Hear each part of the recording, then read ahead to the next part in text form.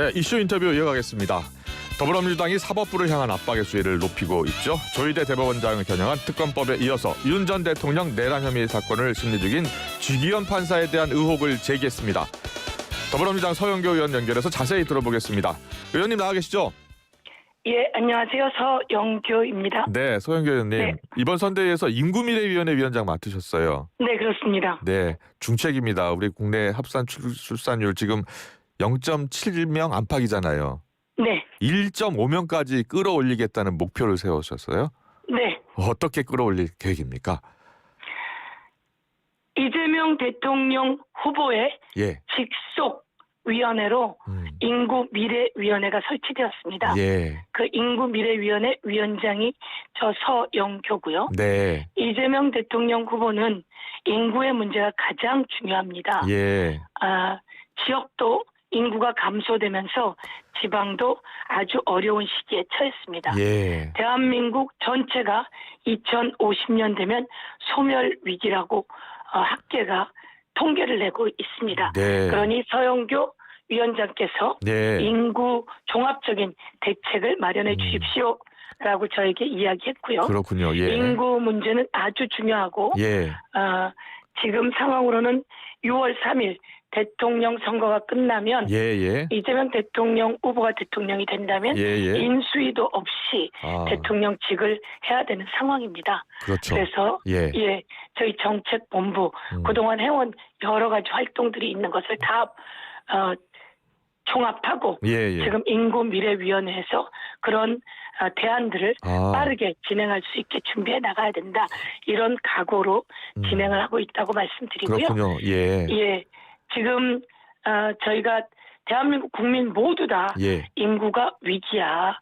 그리고 아이들을 행복하게 출생시키고 행복한 가정, 그리고 행복한 일자리, 행복한 노년, 예. 그리고 이런 것들이 보장되어야 인구의 위기를 극복할 수 있어. 이렇게 이야기하십니다. 그래서 예산, 대책, 문화, 그리고 함께 돌봄 그 모든 것을 망라한다고 보시면 될 것 같고요. 이렇게 이야기하겠습니다. 네. 대한민국에서 출생률이 가장 좋은 곳이 어디냐라고 한다면 세종시라고 볼 수 있습니다. 그래요? 예. 세종시가 안전한 일자리 그리고 안전하고 행복한 척도 그렇기 때문에 대한민국 전체를 그렇게 만들어 나가겠다 생각해 주시면 될 것 같고 지금은 0.72에서 0.75 올해 2월은 0.82까지 나아지고 있습니다. 그래요. 그동안 애쓴 보람이 조금씩 나아지고 있으니요. 이재명 대통령 후보와 함께 인구미래위원회가 1.5까지 만들어 가겠습니다. 네, 일자리 창출을 비롯해서 여러 가지 출산율을 높일 수 있는 환경, 예산까지 포함해서요 다 준비하고 있다는 말씀 들었고요. 예. 네, 자, 이 후보가 당선될 경우에 차기 정부를 국민주권 정부라고 명명하겠다고 했어요. 네. 예, 국민주권 정부는 어떤 정부입니까? 이재명 대통령 후보가 사실은 성남시장 일을 너무 잘해서 주목받기 시작해서 당시 대통령 후보로 출마했었습니다. 예비 후보로. 그리고 경기도지사가 되었죠. 그래서 일을 또 너무 잘해서 대통령 후보가 되었고요. 그리고 저희 당에서는 당대표 77.77%로 당대표가 되었고 두 번째 당대표는 아주 80% 아주 높은 그 득표율로 당 대표가 되었습니다. 당 대표가 되어서 총선을 압승시켰죠. 그래서 열심히 일하는 국회의 모습을 보여주었습니다. 그래서 이재명 당 대표는 그러는 모든 전 과정을 무엇을 가장 강조하냐면 대한민국은 민주공화국이고 모든 권력은 국민으로부터 나온다라고 하는 국민 주권을 강조해 왔습니다. 대통령도 국민이 뽑고 대통령은 국민이 뽑은 가장 큰 일꾼이다. 국민을 위한 일꾼이다라고 하는 논리를 계속 펴왔고요. 그렇게 일해 왔습니다. 그래서 이번에 대통령이 되면 이 대통령은 국민 위에 군림하는 대통령이 아니라 국민이 뭐가 아픈지 뭐가 힘든지 국민이 낸 세금은 이자를 붙여서 국민들께 돌려드려서 국민들이 행복한 세상 만들어야 된다. 네. 이런 논리를 갖고 계십니다. 그래서 국민, 주권, 정부다 이렇게 말씀드릴 수 있을 것 같습니다. 예. 앞서 보니까 당대표 득표율이 89.77% 역대 최고 득표율이었네요. 네, 네. 예, 알겠습니다. 그리고 이재명 네. 후보가 공식 선거운동 기간 중 처음으로 호남을 찾았잖아요.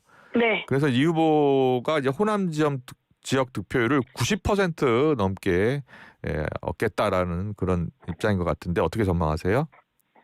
예, 22년 대통령 선거 때 광주가 득표율이 84%, 전남이 86%, 예. 전북이 83%였습니다. 예.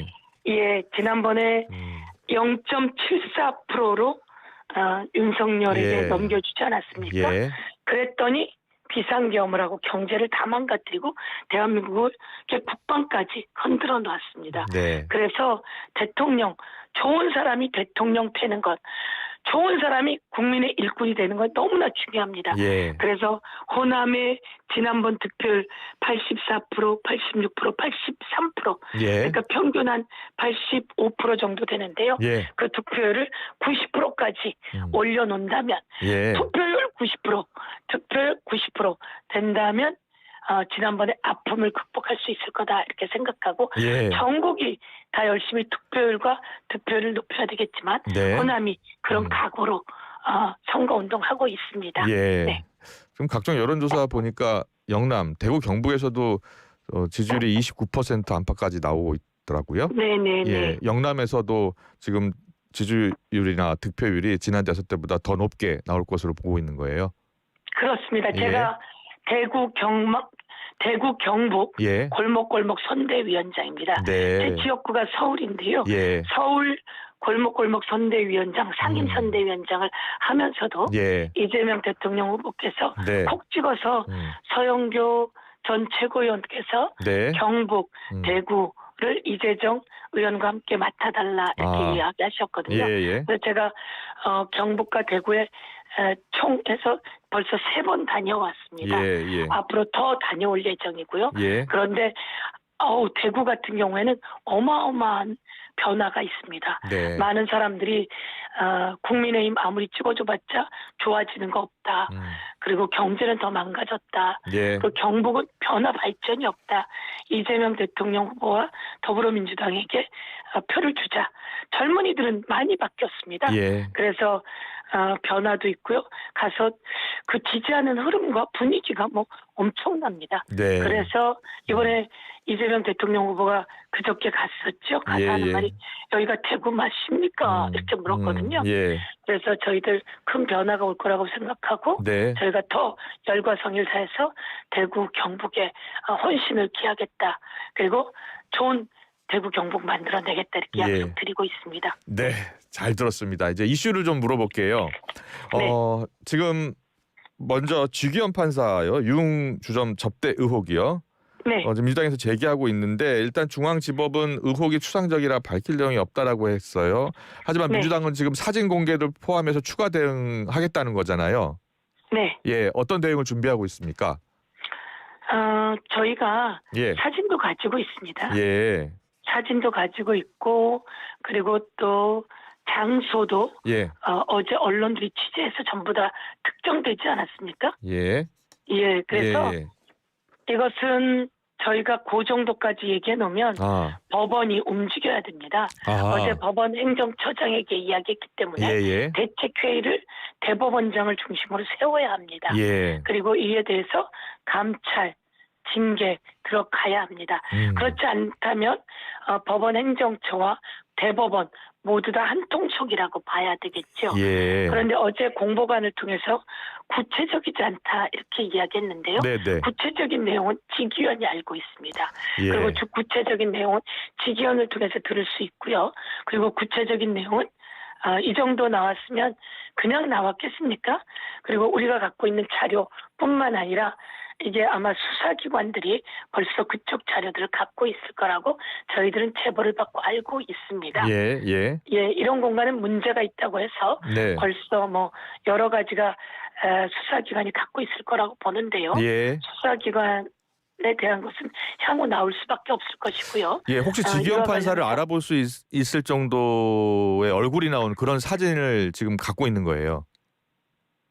그거는 벌써 저희 쪽에서 얘기한 것으로 알고 있는데요. 예. 보고 계시면, 그렇지 않으면 뭐 무슨 사진을 얘기하겠습니까? 그 사진 언제쯤 공개할까요? 예. 저희가 먼저 공개하기 전에 예. 지기현 판사가 이실직고해야 합니다. 네. 이실직고하고 그것을 법원이 빨리 처리하는 모습을 보이지 않는다면 예. 법원이 이번 지기현 판사가 윤석열을 정말 전대미문에 예. 그 날을 시간으로 계산해서 내란 수개를 풀어주지 않았습니까? 예. 이건 범죄입니다. 그리고 조희대 대법원장이 전대미문에 그 전원 합의체를 해서 9일 만에 이재명 당대표 대통령 후보에 대한 파격기 환송을 하면서 예. 대선에 정치에 개입하지 않았습니까? 예. 이 모든 게 연루되어 있다.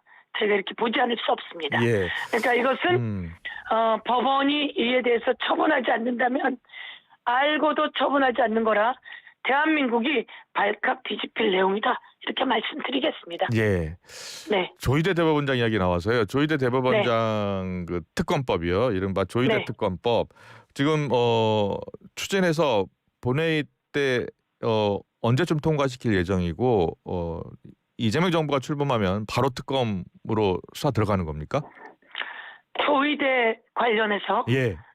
제가 법원행정처장, 법무부 차관, 예. 헌법재판소 사무처장 예. 모두 다에게 법사에서 물었습니다. 예. 조희대 대법원장처럼 그렇게 전원합의체를 꾸려서 2심에서 무죄난 내용을 파기환송시키고 제대로 읽지도 않고 그렇게 파기환송시켰는데요. 그런 절차가 있었던 적이 있었느냐라고 물었는데 자신들이 법관으로 재직하는 동안은 한 번도 본 적이 없다고 얘기했습니다. 예. 그렇다면 이건 상식적이지 않다는 얘기죠. 예. 그렇다면 조희대 대법원장이 뭔가 의도를 한 것이고 정치에 개입한 것이고 국민이 선택할 기호 1번을 없애버리려고 했다라고 하는 의혹을 제기하지 않을 수가 없습니다. 예. 그런데 이것을 저희가 문제 지적했고 국민의 그 여론이 들끓었습니다. 그래서 2심 법원이 기일을 변경하게 됐습니다. 예. 이 정도면 수사 들어가야 합니다. 예. 이 정도면 대법원장이 스스로 사퇴해야 합니다. 그런데도 불구하고 버티고 있습니다. 네. 그래서 저희들이 사퇴를 압박하고 있는데요. 그렇지 않다면 특검 안 할 수가 없습니다. 그래요? 정부가 바뀌면 조희대 대법원장 호미로 막을 것 가래로도 못 막고 이건 조희대 한 명에게 연루되어 있을까요? 그렇지 않습니다. 제가 법사위에서 지적했듯이 벌써 일찌감치 윤석열과 조희대 간의 커넥션이 있었고요. 여러 가지 커넥션이 있었다라고 하는 제보가 여러 가지로 들어오고 있기 때문에 이것은 특검으로 밝히지 않으면 안 되는 일이다. 벌써 수사기관들이 제대로 먼저 수사해라. 그것을 본회의에서 통과시켜서 특검으로 밝혀내게 된다면 윤석열 비상계엄으로 파면보다 더 큰 일들이 지기현까지 있을 거다라고 하는 경고를 국민들께 그리고 고발해 드립니다. 알려드립니다. 이와 관련해서는 이석연 공동선대위원장은 좀 특검법 탄핵 좀 신중기해야 한다. 그렇지 않아도 국민들이 다 판단하고 있다. 이건 좀 지나치다라고 하던데 당내에서 그런 의견들은 없나요? 대법원에다가 그리고 법원에다 여러 번 이야기한 겁니다. 그러면 자체적으로 정화를 해야 합니다. 자체적으로 정화한다면 탄핵 저희가 손을 안 대도 되는 겁니다. 검사 탄핵도 마찬가지입니다. 자체적으로 정화한다면 탄핵하지 않아도 되는 겁니다. 탄핵이라고 하는 것은 공무원이 자체적으로 정화하지 않고 자체적으로 징계하지 않는다면 그것을 국회가 국민들의 선택받은 국회가 대신해서 할 수 있는 권한이 탄핵인 겁니다. 그래서 지금 저희가 탄핵 카드를 내놓고 있는 것이고요. 그 사이에 대법원이 스스로 자체 정화를 하고 자체 감찰을 하고 자체 징계를 하고 대법원장이 한 이 무리한 정치 개입에 대해서도 판사들끼리 모여서 이에 대해서 제기해야지 되는 것이죠. 예. 그렇지 않으면 탄핵, 그렇지 않으면 특검 예. 저희가 하겠다고 하는 겁니다. 스스로 이것을 감찰하고 정리하고 그리고 대법원장은 스스로 사퇴하고 지기현 판사도 스스로 사퇴하고 그럼 이것을 검찰들이 수사하거나 경찰이 수사하거나 공수처가 수사하거나 이렇게 해야 합니다. 대법원이 빨리 이거 감찰해야 합니다. 왜냐하면 벌써 제보 다 받았거든요. 예. 예, 수사 단계에 수사들 들어가 있는 거라고 보시면 될 것 같습니다. 그래요? 사실상 네. 수사에 들어간 것으로 보고 계시고 관련 제보 예. 가운데 좀 유력한 제보가 있습니까? 유력한 제보들이 있는 거죠. 예. 예. 알겠습니다. 예, 법원이 어떻게 하느냐를 보는 겁니다. 예. 법원이 지금껏 검찰도 그래왔습니다. 예. 자기들끼리 주고받은 거죠. 자기들끼리 보호하고. 예. 검찰에 캐비넷이 있었다. 예. 그것은 장제원이라고 하는 윤석열 정권의 탄생의 공신이고 아주 실세였습니다. 그 사람이 어느 날 모든 것을 그만두고 갑니다. 그런데 갑자기 장제원 관련한 캐비넷이 열리기 시작했던 겁니다. 예. 그럼 이런 것들이 저희는 모르고 있었던 거죠. 예. 이런 것들이 나중에서야 조금씩 제보가 들어오게 되는 겁니다. 예. 그것을 그 내부에서 먼저 알았던 것이고요. 네. 그들이 먼저 갖고 있는 것이고요. 이런 것들도 마찬가지로 이런 게 저희들이 보기에는 그 안에서 먼저 알고 있을 수밖에 없다. 예. 주요한 핵심들은 그렇게 생각하고 있는 겁니다. 네. 예. 자, 그 최근에 법사위에서 통과한 법안들 있잖아요. 형사소송법 개정안, 공직선거법 개정안, 특검법, 또 헌법재판소법 개정안, 법원조직법 개정안. 뭐 국민의힘에서는 이 5개 법안을 셀프 면제, 이재명 후보가 당선되면 면제받기 위한 셀프 면제 5대 악법이라고 주장하고 있거든요. 네. 예, 거기에 대해서는 어떤 생각이세요? 우선 공직선거법부터 말씀드리면요. 네. 이재명 대통령 후보의 공직선거법은 이렇게 질질 끌어온 게 이재명이 아닙니다. 예. 1심에서 저쪽 검찰이 43명의 증인을 신청했어요. 예. 43명을. 그래서 이렇게 질질 끌고 온 겁니다. 네. 그래서 끝내 이재명을 죽이기 위해서 가지고 온 겁니다. 예. 그런데 말이죠. 이런 내용은 기소될 내용도 아닙니다. 그런데 검찰이 기소해서 재판까지 가지고 오게 된 것이죠. 예. 그리고 다른 것들도 마찬가지로 이 공직선거법 관련한 것만 기록이 약 7만 페이지에 달한다는 거 아닙니까? 예. 이런 일이 세상에 있을 수가 있습니까? 예. 이재명이 두렵고 이재명을 난도질해서 꼭 죽이겠다라고 생각한 윤석열 정권이 있었던 거죠. 예. 거기에 도구로 쓰인 검찰이 있었던 겁니다.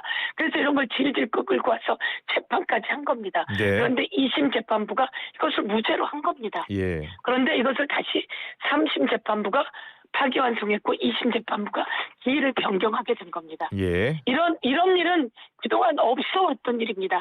그렇지만 이런 선거법이라고 하는 것을 가지고 정치인의 대선 후보의 목줄을 재고 난도질한 이 정권이 그러다가 성에 안 차니까 비상경까지 한 거 아니겠습니까? 예. 그러다가 먼저 날아간 겁니다. 미국 같은 경우에 이런 법이 없습니다.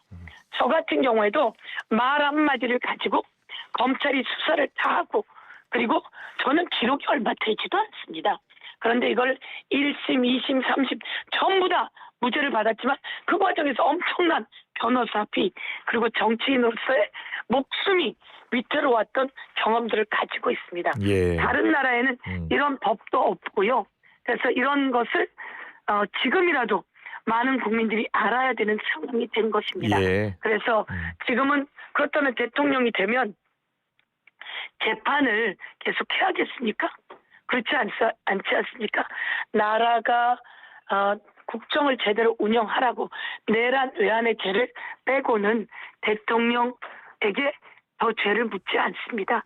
당연히 그렇다면 공직선거법도 개정되어야 하고 그리고 또 그 헌법 84조에 맞춰서 형사소송법도 개정되어야 하고 이런 것이 다 개정되는 것이 자연스럽고 아니 진즉에 했어야 되는 것이다 이렇게 말씀드리면서 지금은 이 위기까지 와서 저희들이 알게 된 거죠. 그리고 대법관을 늘리는 것은 독일이나 뭐 유럽에서는 훨씬 대법관이 많습니다. 예. 그럼에도 불구하고 이번에 대법관들이 저희가 이런 짓을 할 줄은 몰랐죠.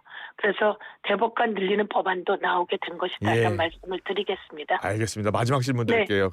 국민의힘 김문수 후보가 나를 이 자리에 앉힌 사람은 서영교 의원이다라고 말한 것으로 전해지고 있어요. 여의대세 의원님께서 국민의힘에 큰 짐을 안겨줬다라고 했고요. 어떤 의미입니까? 맞습니다. 예. 국민의힘에서 김문수 후보가 대통령 후보가 될 거라고 아마 생각한 사람이 많지 않았을 겁니다. 예. 그래서 끝내는 한독수와 단일화까지 강제로 시도했고요. 그런데 국민의힘 김문수 후보가 자기를 그 자리까지 자기는 아무것도 한 게 없는데 앉혀준 사람이 서영교다 이렇게 이야기했는데요. 고마운 줄 알아야 합니다. 아무것도 하지 않고 그 자리까지 갔잖아요. 정말 고마운 줄 알아야 됩니다. 그런데 여기서 제가 비밀이 하나 있습니다. 김문수 후보가 제가 비상계엄에 대해서 국무위원들 그 자리에 가서 회의했잖아요. 그래서 제가 사과하라고 했더니 다 사과했습니다. 그날 김문수 후보가 사과하지 않으면서 지금까지 왔다 이런 얘기를 하는 거거든요. 김문수 비상계엄 알았느냐라고 했을 때 언론 보고 알았다고 했어요. 그러니까 그날 윤석열 대통령 쪽에서 김문수 후보를 안 부른 거죠. 김문수 노동부 장관 부르지 않아서요. 그것으로부터 소외되었고 그래서 그날 이 사람들과 소통하지 않은 불통 그리고 부르지 비상계엄할 때 불러서 국무위원으로 그 회의를 하게 부르지 않았던 대상이에요. 그래서 다음날 알았으니까 어리버리하게 되었기 때문에 그날 그 자리에 그렇게 어리버리하게 앉아 있었다라는 말을 제가 김문수 후보의 말을 인용해서 전해드리게 되는 겁니다. 그래서 제가 국민의힘에게는 그런 얘기한 겁니다. 국민의힘에게 큰 짐을 안겨줬습니다. 이렇게 이야기했습니다. 네, 알겠습니다. 잘 들었습니다. 민주당 선대위 인구미래위원회 위원장 서영교 의원이었습니다. 고맙습니다. 네, 고맙습니다. 감사합니다.